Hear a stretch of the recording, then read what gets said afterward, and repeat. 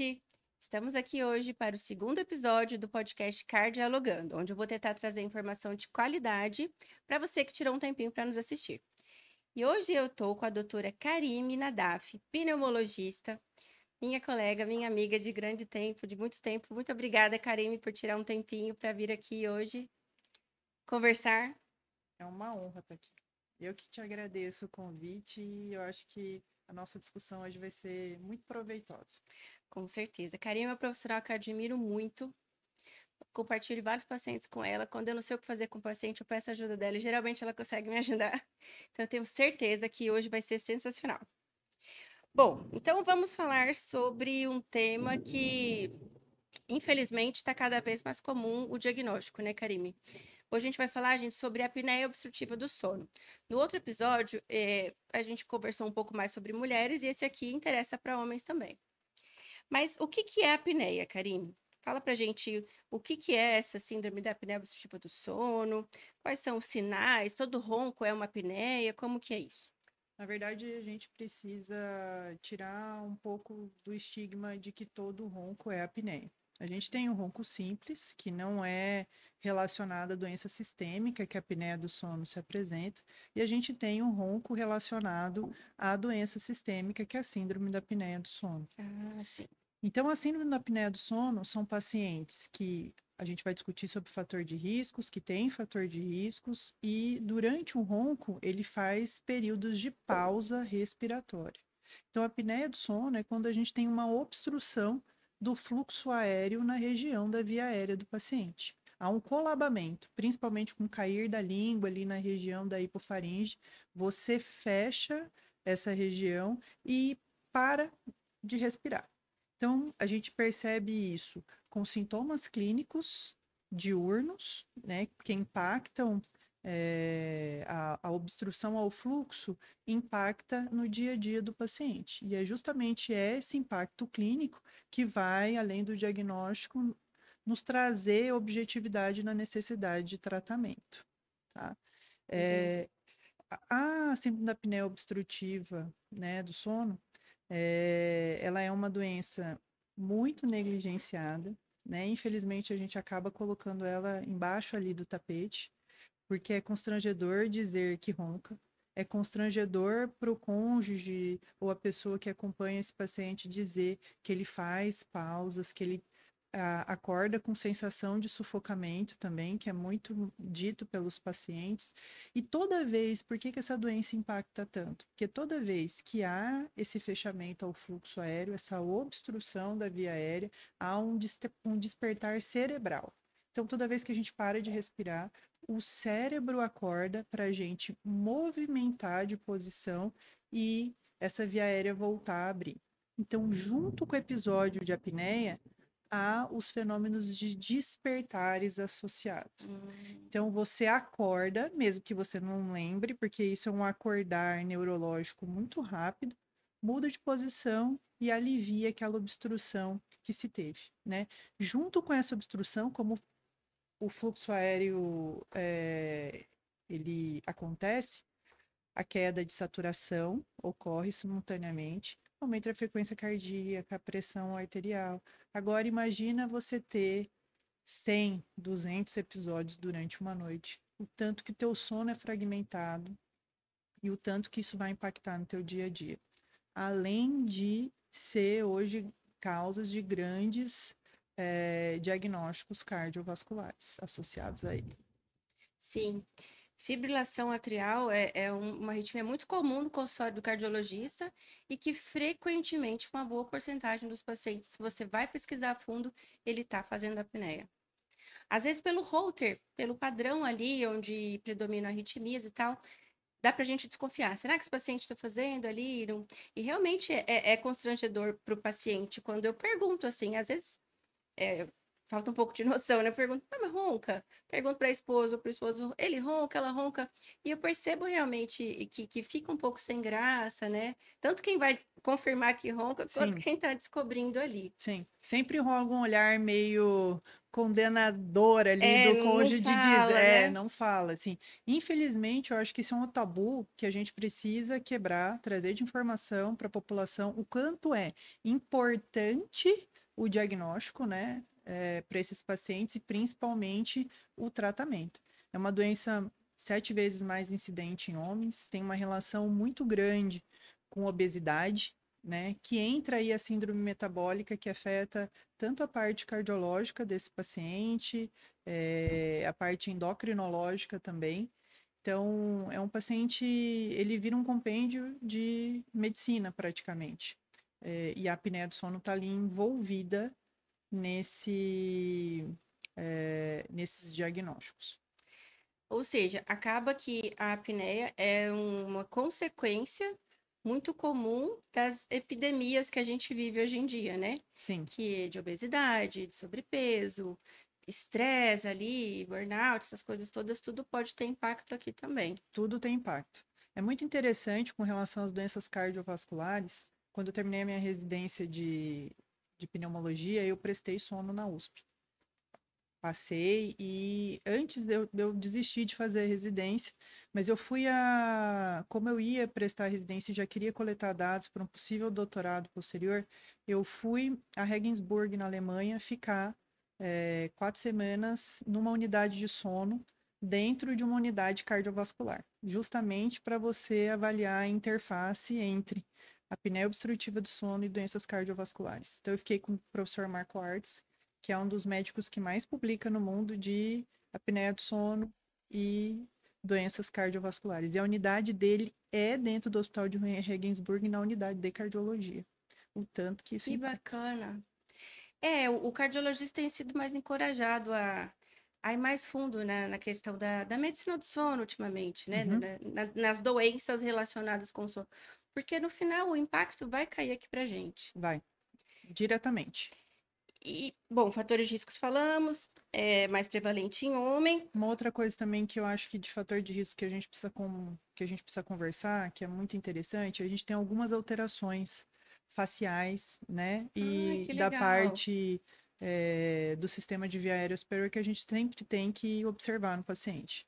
Então, a micrognatia é uma coisa que facilita muito o fenômeno de ronco e a apneia obstrutiva do sono. O que que é a micrognatia, né? É você ter o queixinho retrátil para trás ali com relação à mandíbula. Então, isso é uma alteração de estrutura facial que predispõe à apneia obstrutiva do sono. Nesses casos, por exemplo, a gente pensa em correção até dessa A mandíbula minha irmã para é buco, ela tem pacientes que a indicação é isso. justamente. A gente também tem algumas alterações palatinas que podem predispor também e via aérea superior mesmo. Então, pacientes que têm adenoides muito grandes, pacientes que têm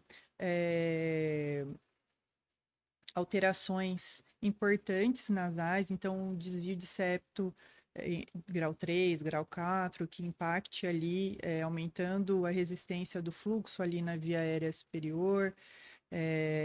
Algumas outras alterações também relacionadas a cornetos muito edemaciados e aumentados de tamanho também podem impactar.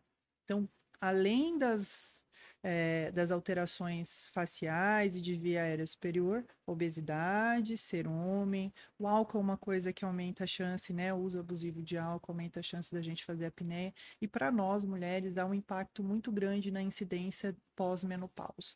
Então, nós temos uma tendência a poder ter apneia obstrutiva do sono depois da menopausa. Então, uma coisa muito interessante que eu acho sensacional na medicina do sono é que a gente entra nesse viés de síndrome metabólica, né, nessas É. doenças, e o paciente que tem síndrome da apneia obstrutiva do sono, ele tem uma desregulação da grelina, que é um hormônio da Ah, saciedade. então come mais. Então ele come mais, ele entra num ciclo de mais Não come, obesidade, tem mais fome, né? tem mais fome. Então ele entra ali no ciclo da obesidade com mais força até que um paciente que não tem a síndrome. Então estudar a medicina do sono é rico porque a gente consegue interpor muitas faces das doenças com relação à doença de via aérea.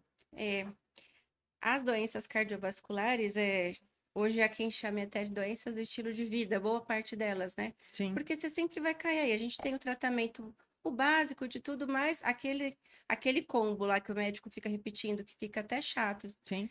Alimentação, perder peso, começar com uma atividade física, isso aí vai ajudar até aqui, né? Isso vai impactar, na verdade, uma das coisas que mais impactam é a perda de peso. Impactam de forma formal, Sim. né? Uma outra coisa também na parte de exame físico, isso para os colegas médicos, é a circunferência do pescoço desse paciente. Então, pacientes que você bate o olho, tem micrognatia, tem um pescoço, uma circunferência, marca 47, um homem, 43, você tem que Ah, é começar a legal esse dado. pensar que esse paciente é um paciente que possa ter incidência maior de apneia obstrutiva do sono por essas alterações. Bacana, isso é muito legal, não sabia. E o diagnóstico? Como que é feito o diagnóstico da apneia? É Além outro, da esposa, do esposo, do companheiro que tá ali para contar pra gente, você já falou pra gente sobre sinais de como pensar, né? sim, Cansaço, sonolência diuturna, eh, essas outras situações da obesidade e tal, tem os fatores de risco, mas para fechar o diagnóstico, como para que a fechar. gente consegue? O interessante, inclusive, que eu acho que, assim, nós da comunidade médica precisamos instituir como um todo, assim, para pensar na doença, tem alguns questionários que são muito interessantes da gente utilizar no consultório. E eu sugiro até que a cardiologia traga isso para o seu dia a dia também. São questionários muito fáceis de aplicar. Então, a gente tem a escala de Epworth ou Stop Bank, que é o mais utilizado hoje em dia, que a gente vai pontuar esse paciente, você vai, são diferentes as escalas, mas entra a obesidade, a facilidade de pegar no sono, fazendo Hum, alguma atividade monótona, né? Esses pacientes são perigosos, eles podem dormir no trânsito. Então, você aplicar o questionário te leva a pensar que aquele paciente é um paciente de alto risco para apneia do sono. E legal. aí, o próximo tabu é para você fazer o diagnóstico de apneia do sono. O diagnóstico de apneia do sono é feito pela polissonografia. Ai, meu Deus. É. Graças a Deus, hoje, a gente tem inúmeras formas de conseguir diagnóstico desses pacientes. Então, a gente tem a polissonografia completa de noite inteira, que a gente dorme. Hoje, as clínicas são extremamente confortáveis, né? Cama confortável, refrigeradas. O máximo, Mais próximo possível o de máximo casa, né? possível de um ambiente Colhedor. acolhedor para esse paciente. Então, esse paciente, na polissonografia completa, ele vai ser monitorado da parte cardiológica, da parte neurológica, que é muito interessante, e da parte da região torácica, justamente para a gente ver a obstrução, que é uma mobilidade tórax e abdômen, quando a Uhum. gente faz a apneia do sono. Então, você vai utilizar inúmeros marcadores ali para avaliar a parte eletroencefalográfica, vai ficar com oxímetro também no dedo. E aí a gente tem muitas doenças relacionadas ao sono, não só a apneia obstrutiva do sono, Uhum. né? A gente tem síndromes de hipoventilação relacionada à obesidade, a gente tem as parassonias do sono. Então, tem paciente que não faz apneia, mas tem uma arquitetura do sono toda bagunçada. Ele não chega no sono Ah, REM, que é onde a gente mais descansa, ele não tem um sono profundo. Então, numa polissonografia completa, a gente consegue mapear e diagnosticar tudo isso. A gente tem síndrome das pernas inquietas, que a gente é uma parassonia que perturba o sono do paciente, que a gente faz diagnóstico com uma polissonografia uhum. de noite inteira.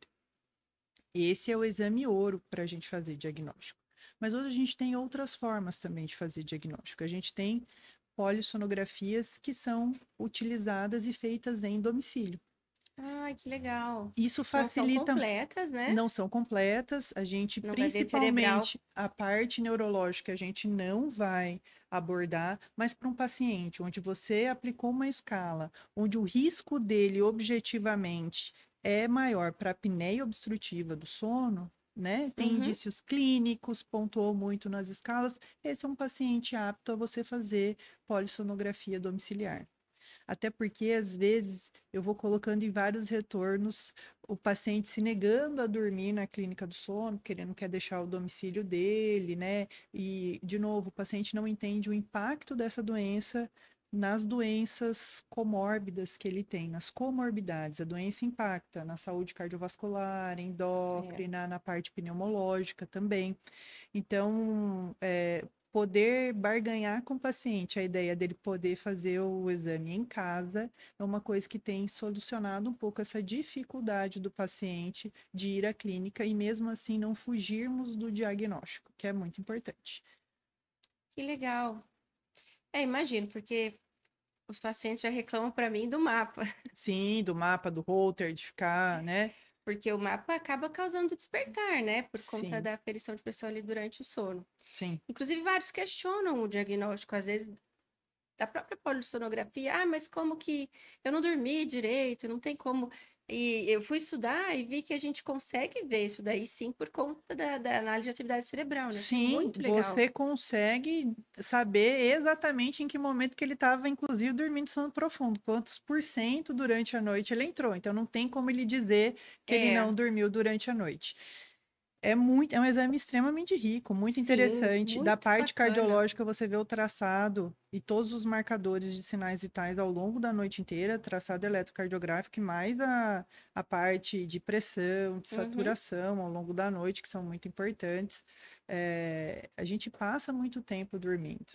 Né? Se a gente pensar o tempo que hoje a gente tem de deslocamento, de estar de um lugar para o outro, o lugar onde a gente fica mais tempo é na nossa casa, principalmente durante a noite, onde a gente está dormindo, que você fica parado ali. Então, é. você imagina, você passa pelo menos metade da sua vida dormindo. Imagina o tanto que um exame desse é interessante para saber como é que as coisas estão funcionando em metade da sua vida, como é que elas funcionam. E essa metade da sua vida impacta na outra metade, Com que certeza. você vai estar acordado. Porque a gente sabe hoje que a apneia obstrutiva do sono mexe com a sua memória. Então, a gente tem alterações importantes cognitivas relacionadas aos despertares da apneia obstrutiva do sono. Né? Você Uhum. não dorme, como é que você vai lembrar das coisas do dia a dia se você não teve um sono reparador na noite anterior por apneia obstrutiva do sono?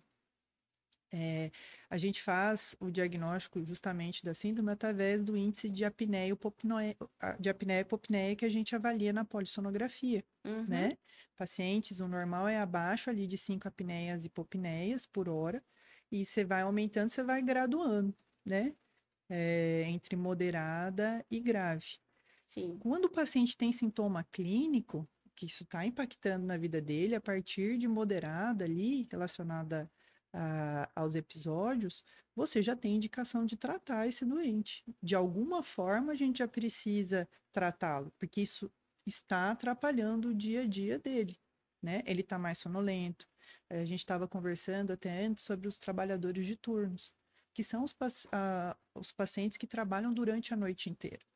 Você imagina o paciente que inverte o horário de sono e de estar disperso, e durante um trabalho onde requer muita atenção. Ele é E um não paciente é que um sono restaurador, o não sono é um durante sono, o dia, não né? é um sono restaurador.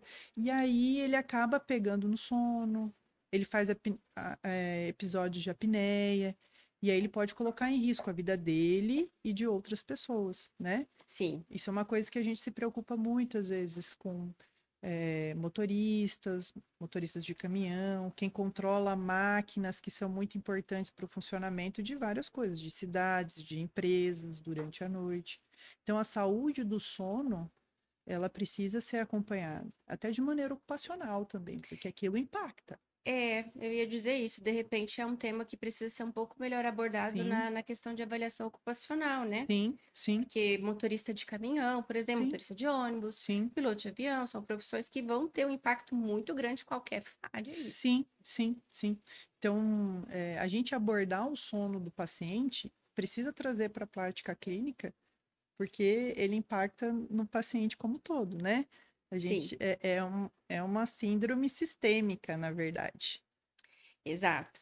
E o tratamento também vai ser multifatorial, né? Não adianta, Sim, não vai ser só uma coisa ali. sim, Falando em tratamento, Caribe, que é o pavor de todo paciente, o primeiro pavor é o exame, sim, mas o pavor maior eu acho que é que ele sabe que vai chegar no tratamento que tem maior resistência para aceitação, que é o CPAP, né? sim. Mas além do CPAP, o que mais envolve o tratamento da apneia do sono? Eu vou indicar CPAP para todo mundo? Tem Então, salvação? tem. Tem quem vai usar por um tempo e eu posso dar esperança, olha, você vai conseguir melhorar isso daqui um pouco, podemos tirar de repente, existe essa situação?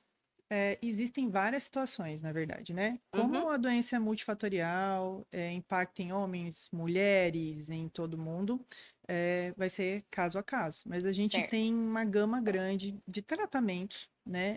Você já falou do CPAP. Então, o CPAP é aquela máscarazinha ligada ao aparelho, onde há um fluxo de ar que vai vir através de uma máscara que possa pegar nariz e boca, só nariz. E a gente tem para pacientes que usam pressão mais baixa, uma cânulazinha única. Então, eles mantêm um Ah, fluxo de ar direto pela região, evitando que ela colabe, que haja o fechamento ali da via aérea. Esse é o tratamento da apneia obstrutiva do sono. O padrão ouro é o uso do CPAP, tá? uhum. O que impacta na apneia? Então, a gente já falou de algumas coisas. Atividade física, acompanhamento endocrinológico para perda ponderal é muito importante. O que mais vai impactar vai ser perda de peso. Perda de peso é uma coisa que impacta em reduzir episódios ou até zerá-los, se a gente muda de estratégia de estilo de vida e começa a perder peso. Uma outra coisa que também impacta são para pacientes, por exemplo, que são micrognatas, como você já referiu ali, que tem um familiar seu que é bucomaxilo. Uhum. Então, a correção cirúrgica desses pacientes, às vezes, é tratamento. É o melhor cenário. É o melhor cenário. O buco ou otorrino conseguir resolver. Resolver esse problema, né? O que que é muito interessante, quanto antes a gente diagnosticar, e por isso que a gente precisa trazer para a nossa prática clínica do dia a dia, inclusive os pacientes se alertarem que isso é um sinal que eles precisam procurar médico, que eles precisam discutir sobre isso, porque, por exemplo, um paciente que fez uma bariátrica, um paciente obeso, isso é uma coisa muito interessante. Ele fazia apneia obstrutiva durante a obesidade, passou por anos fazendo episódios, né? Uhum. Excesso de gordura, região de circunferência ali cervical, queda de língua, tudo isso. Aí ele perde 40, 50 quilos. Todo mundo para de ter evento? Nem sempre. Por quê? Porque como foi muito tempo, houve uma flacidez de toda a musculatura ali relacionada a essa via Meu Deus, aérea, mais um lugar para ficar flácido. mais um lugar para ficar flácido. E aí a gente já não tem mais gordura, mas passou muito tempo colabando. Hum, E aí o paciente mantém episódios de obstrução pela flacidez, pelo círculo vicioso de ter feito muitos eventos ao longo da vida inteira. e tem jeito? Tem uma fisioterapia, algo assim que ajude? CPAP. Esse aí Até vai o ter que usar o momento vai CPAP ter que, mesmo. mesmo tendo a perda ponderal, às vezes com uma pressão muito menor que habitualmente ele usava antes da perda ponderal. Por Uhum, isso que é tão importante a gente mudar de vida antes, fazer diagnóstico antes, né? sim. A gente tem outros até, além da mudança de estilo de vida, que vai impactar de forma muito importante nesse paciente, na apneia dele, a gente tem aparelho intraoral, que são aparelhos feitos com apoio de dentistas que são especialistas nessa parte de sono.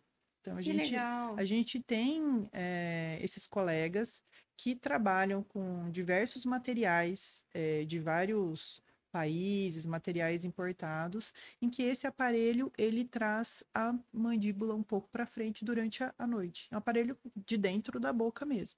Então, puxar, você traz a língua para frente e evita A queda a ali. queda da região posterior ali. Então, o aparelho intraoral, ele é também um tratamento padrão de apneia obstrutiva do sono para aqueles pacientes que são pacientes com uma apneia moderada, que não se acomodaram ali com o Uhum, uso do CPAP, é uma alternativa e uma alternativa validada. Na Alemanha, hum.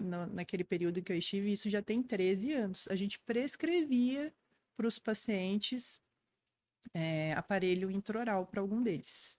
E o mais interessante, eles levavam tão a sério a apneia obstrutiva que os planos de saúde, eles pagavam o CPAP aos pacientes. Então, os Olha aí. pacientes que tinham diagnóstico por polissonografia de apneia, que Ah, eram eletivos ao uso do CPAP, o insurance arcava com o aqui a custo. gente consegue isso com Aqui a gente algum não plano? consegue. Não, Não, a gente consegue fazer os exames o de noite inteira na clínica pelos planos de saúde. mas o O tratamento não. tratamento não.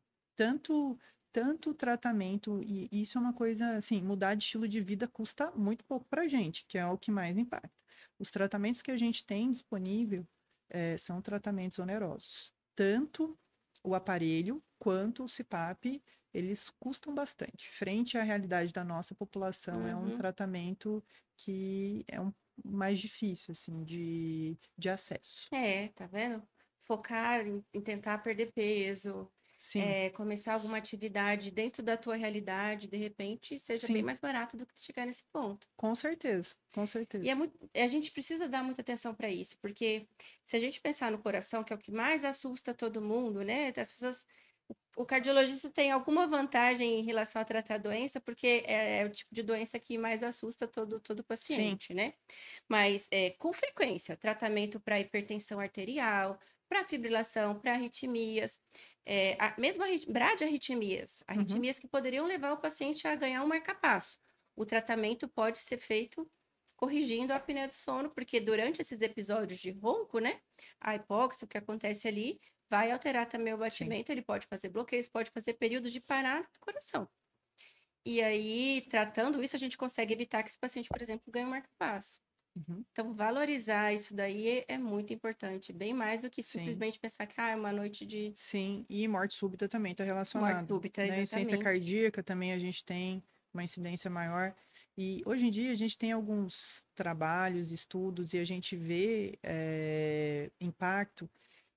A gente tem feito, principalmente mulher é mais aderente, né? Às vezes associação até de tratamentos, mas tem se usado principalmente pela flacidez da região posterior aqui da orofaringe, que fica Hum. mais flácida com o passar da idade, né, com a menopausa.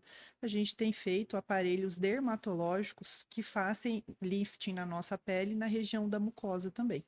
Então você consegue Ah, levantar ali o pilar e evitar também os fenômenos obstrutivos. Então, isso também é uma coisa que a gente tem feito, que tem impacto e que é interessante também. que bacana. Sim, Quem sabe mais pra frente isso fica um pouco mais acessível, né? Porque o sim, problema sempre sim, vai cair na mesma parte, o preço, sim, o né? preço.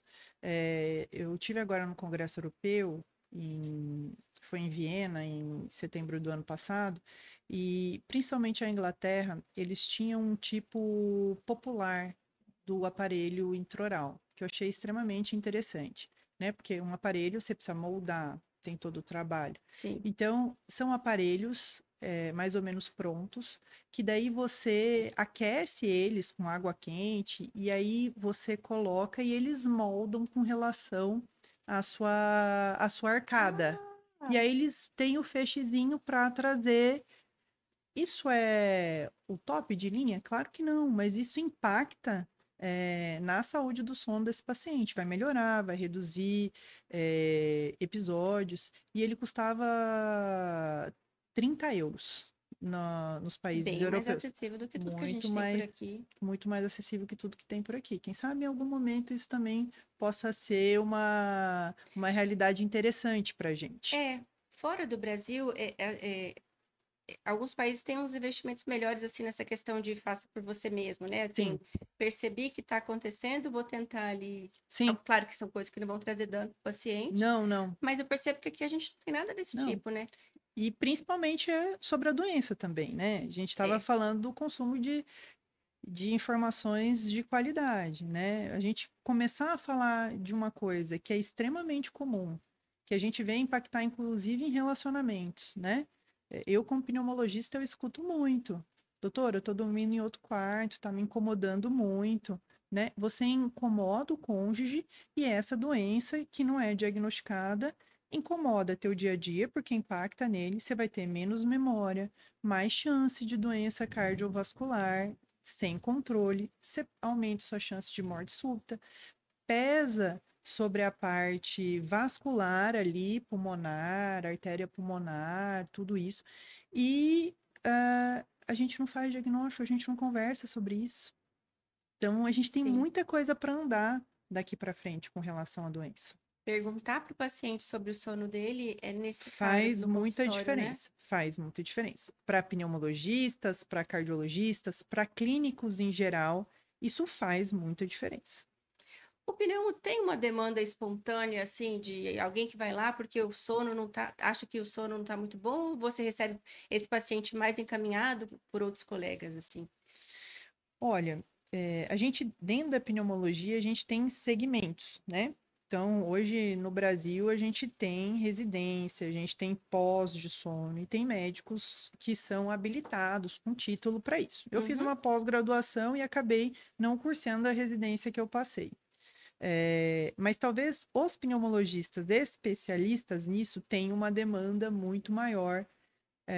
Pneumos, psiquiatras e neuros hoje são os aptos a poderem cursar uma residência na área de medicina do sono, Uhum. tá? São os RQS, habilitados para isso. E talvez eles recebam mais uma demanda espontânea da queixa de sono, mesmo Ah, em si, sim, é. tá? Hoje o que eu recebo são pacientes que vêm por outras doenças e aí no meio da minha anamnese, né, a gente acaba discutindo sono, fazendo diagnóstico e começando o tratamento.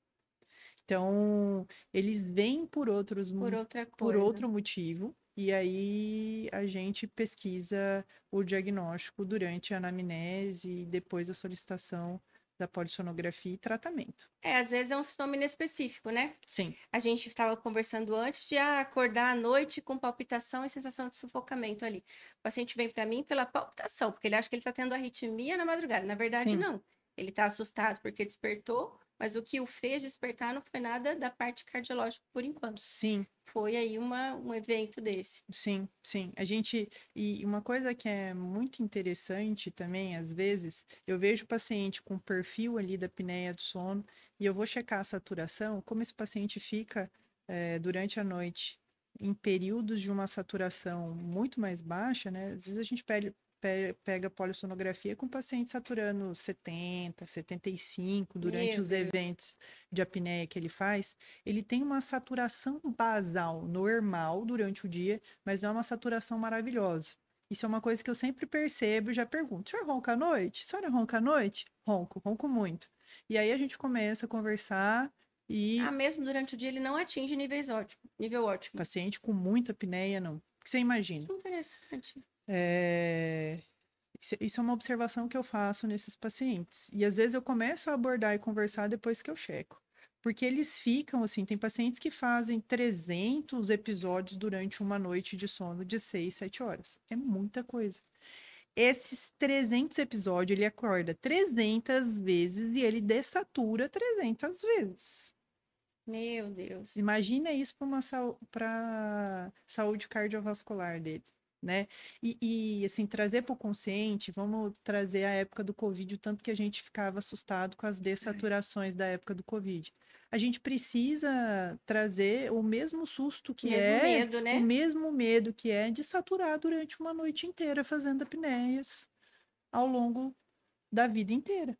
São anos dormindo e fazendo apneias e desaturando. Sim. Essa, essa falta de oxigênio crônica que acontece por conta da apneia, o impacto é muito maior do que a gente imagina, né? Sim, É aí que vai vir alteração no sistema vascular, no cardio, altera a pressão dentro do pulmão, pressão intratorácica. sim. Eu tento explicar tudo direitinho. Olha, vai refletir aqui, aumenta o lado direito e vai aumentar a chance de ter um AVC. E o impacto neurológico é muito importante, né? Você passa a noite saturando mal todos os órgãos que você tem, né? Síndromes coronarianas. Fora a irritabilidade, às vezes crises de ansiedade, a pessoa não Sim, consegue lidar e no dia a dia é muito mais complicado, né? sim, sim. Muito importante. E então, hipertensão, infarto, AVC, tudo pode vir de consequência disso daí. CPAP realmente ajuda. Então, acho que ficou claro, mas vamos falar mais uma vez para todo mundo entender. Tratar a apneia vai ter impacto e vai melhorar todas essas situações, né, Karine? Todas, todas. Definitivamente todas. Aí, para você que pensa que tá doido pra gente falar, vai parar de tomar o remédio da pressão, tá aí uma chance que pode acontecer. É uma De chance de fato, mudar a conseguir sua parar o vida remédio. de fato, uma hipertensão de difícil controle secundária, apneias noturnas, se você trata a apneia, você resolve, né? E a gente sabe o tanto que eu costumo, às vezes, trazer para o paciente até o que a gente utiliza, né, de termos científicos, né? Dizer, Uhum. porque eu comecei a ter pressão alta e não sei o que e tal. E aí a gente traz toda a vida do paciente, como é que ela se conforma, todo o estilo de vida que ele optou por ter, né?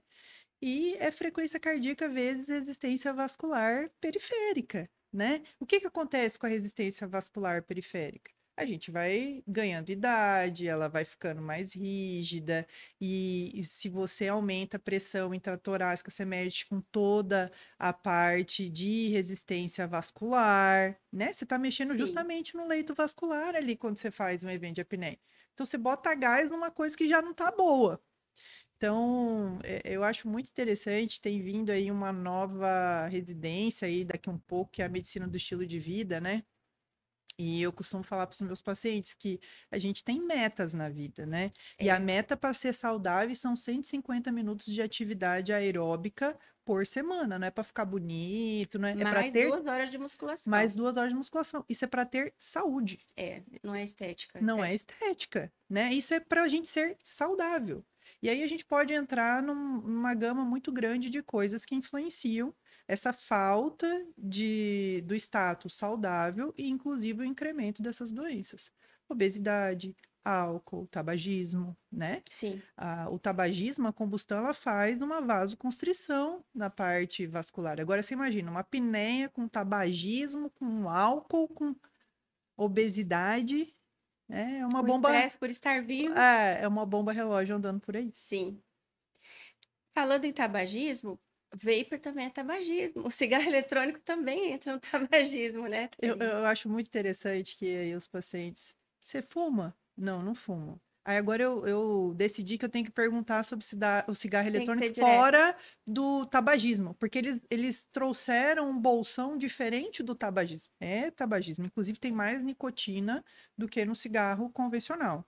O vapor tem mais nicotina, então causa mais dependência, Sim. traz mais doenças cardiovasculares relacionadas. Justamente por ser socialmente melhor aceito, porque não tem o cheiro ali, um impeditivo, Sim. a pessoa acaba consumindo mais Sim. ainda até, né? E anda tendo muito impacto no sono, Sim.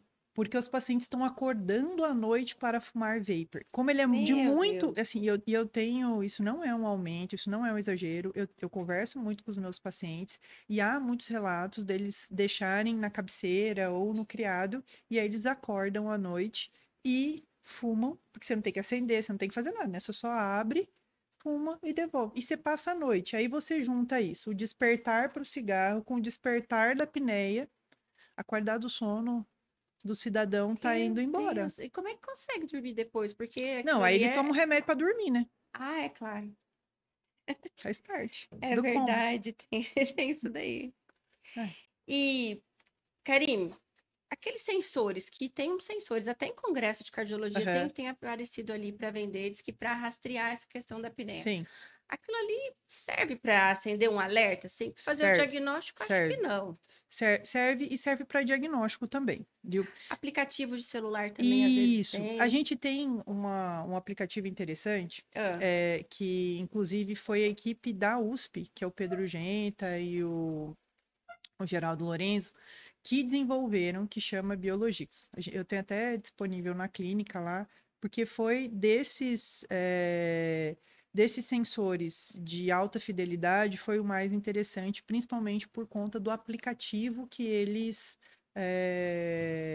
trazem como base de dados. uhum. Então, eles têm uma plataforma própria, que você vai baixar o aplicativo no seu telefone, você vai preencher todo o questionário de remédio, de hábitos, de tudo, e ele vai gravar você a noite inteira. Então, ele vai utilizar os dados do sensor, que fica preso no dedo ali a noite inteira, com relação às dessaturações, e eles batem os eventos de ronco com as dessaturações ao longo da noite, estimando ali o índice de apneia e hipopneia.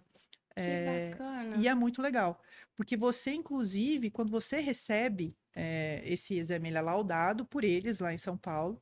Então, a partir do momento que você apertou terminei, esse exame automaticamente vai para a base de dados e ele é laudado por um especialista em sono. E já está, assim que o médico, que é o dono do aparelho, libera, já vai direto para o e-mail do paciente o resultado do exame Pro durante a diagnóstico, noite. Para o inclusive. diagnóstico é interessante. E, inclusive, interessante para você avaliar se esse CPAP também está sendo efetivo. Ah, Porque daí você leva para casa, dorme com CPAP e observa que não vai ter mais saturação e nem ronco. E você, como grava a noite inteira, você consegue ver intensidade, pausa, tudo isso durante a realização do exame. que legal. Nos últimos congressos eu vi exatamente o Biologia, que estava sendo Sim, ofertado ali, achei bem legal. Mas fiquei em dúvida. Que bom, mais uma ferramenta para a é gente mais ter, uma né? ferramenta com custo Fácil menor, acesso. fácil acesso e custo menor, inclusive, de realização do exame. Porque, assim, a medicina do sono ainda, além disso, a gente precisa reduzir custo em diagnóstico e tratamento também, que são impactantes. Se você pensar que é para o resto da vida, a depender do caso, né? Sim, Porque a gente falou muito sobre pacientes que têm fatores de risco a serem modificados ou situações que ele está vivendo ali que dá para mudar. Mas a gente tem aquele paciente magrinho que não tem uma vida com hábitos tão ruins e que também apresenta o diagnóstico de apneia. Então, sim. esse aí talvez seja um candidato a acompanhamento pelo resto da vida, né? Sim, esse é, né? Principalmente pacientes com alterações crâniofaciais que podem dificultar, né, Sim, micrognatia, parte de via aérea, alterações, a gente tem a apneia central também, que daí já é foco de um próximo é podcast outro aí. território. É isso aí que pode acontecer em pacientes com um biotipo totalmente diferente desses que a gente conversou. Que legal, Karime. Muito obrigada, muito esclarecedor. Eu aprendi muito, imagino que quem assistir vai também conseguir ter uma ideia muito ampla e muito real, assim, do que é a doença e do motivo que tem que levar todo mundo a se preocupar com isso, sim. Eu agradeço de estar aqui, de poder falar sobre isso. É um tema que me agrada muito e que eu acho que nós, sociedade médica, científica, a gente precisa conversar mais, fazer maiores diagnósticos dos nossos pacientes e indicar tratamento. Todos. Bom, Caribe, estamos chegando ao final desse bate-papo super esclarecedor que eu aprendi muito. Tenho certeza que todo mundo que estiver assistindo vai aprender também. E eu queria te pedir duas coisas. Primeiro, deixa pra gente o seu Instagram, o seu arroba, para todo mundo seguir, que eu vi que você também está fazendo bastante vídeo, né? Para quem estiver assistindo te seguir e compartilhar essas informações também. E eu queria que você deixasse uma mensagem para a pessoa que te assistiu, ficou curioso sobre o assunto, está em dúvida, tem ou não tenho, o que que você fala para esse paciente? Bom, primeiro eu vou para as redes, então tenho meu Instagram pessoal, que é o Kai Schelini. E eu tenho o Instagram da clínica também, que é Imper Clínica. E quanto ao recado, se você está pensando que essa doença impacta na sua vida, você está se sentindo acuado com relação à possibilidade de ter esse diagnóstico, a primeira coisa que você precisa pensar é que quero mudar a minha estrutura de vida para que isso impacte menos. Até eu ter coragem, marcar uma consulta e procurar um profissional para a gente poder fazer diagnóstico. Mas a primeira coisa é acordar cedo, colocar o tênis, fazer atividade física aeróbica, cortar carboidrato, fritura, né? Um pouco de musculação também, porque a gente sabe que a flacidez muscular é uma coisa que vai nos acompanhar no envelhecer. E a gente manter esse tônus muscular é muito importante, a gente reduz chance de queda, isso é o mínimo que a gente faz. Mas se você pensou no diagnóstico, está atrapalhando a vida do cônjuge, que é uma pessoa que você gosta muito, ama, você tem atrapalhado a vida de sono dele também, pensa que com pequenas alterações no seu dia a dia, essa doença já começa a impactar menos na sua vida. E procurar um especialista, o cardio, o pneumo, o psiquiatra, o neurologista, eles vão pegar na sua mão e vão te auxiliar na jornada, tanto de diagnóstico quanto tratamento. Maravilha. Isso aí. Para o diagnóstico acontecer, alguém tem que pensar nele e a gente tem que ter coragem de buscar. É isso aí. Obrigada, Karime. Bom, esse foi então o segundo episódio do Cardialogando. Agradeço por você que tirou um tempinho para estar aqui com a gente, assistir mais esse episódio. Te peço para seguir o canal, siga a gente nas redes sociais E tá vindo aí sempre informação de muita qualidade. Muito obrigada.